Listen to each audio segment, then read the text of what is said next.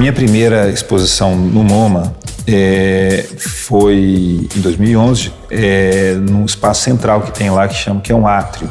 E eu fiz um trabalho que era são uns tecidos que ficam pendurados lá de cima, mas é um material que não é propriamente um tecido, chama tecido não tecido. Então é um material que não tem a trama que um tecido tem, é como se fosse um material sem orientação, assim, e muito leve. Com isso, ele se movia muito, criava uma espécie de, como se fosse uma névoa, uma área meio de esquecimento, que você ia meio saindo do onde você estava, do museu, e entrando numa região onde as coisas eram mais fluidas, assim, um pouco como se você estivesse entrando num lugar onde você começasse a projetar as suas coisas naquelas superfícies brancas em movimento. A exposição não é tanto o tecido, mas é muito assim a revelação do que existe num lugar que você não vê, o que é possível ter num lugar. O ar, que você não vê, mas que está em movimento, e a própria materialidade, a existência daquele espaço, assim, né?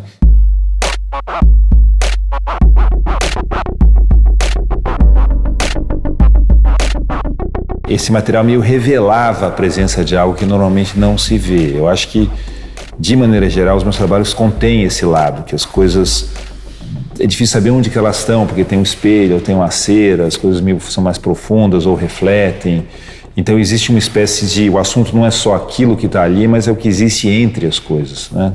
A luz está no lugar errado. Nesse trabalho também havia uma luz muito intensa e havia uma espécie de uma acumulação, como se fosse uma escultura de som, assim, que ia acumulando os sons que aconteciam lá dentro e criando uma espécie de uma história através dos sons, assim.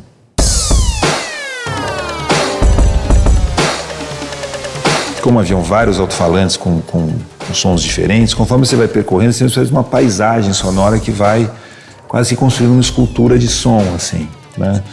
E com o tempo e com a visitação, que foi bastante grande, isso foi ficando cada vez mais interessante por conta das várias trechos de discursos, trechos de coisas que iam meio se somando, se dividindo, sendo quebradas, apagadas.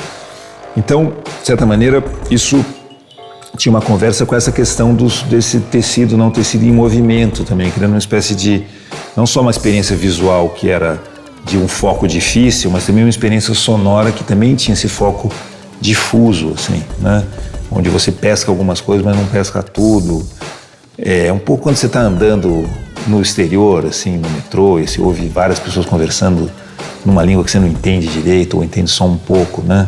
Aquele discurso entra na sua compreensão e depois vai embora, assim, né? Então, é uma experiência diferente de um discurso pleno, que você entende o percurso todo dele, assim, né?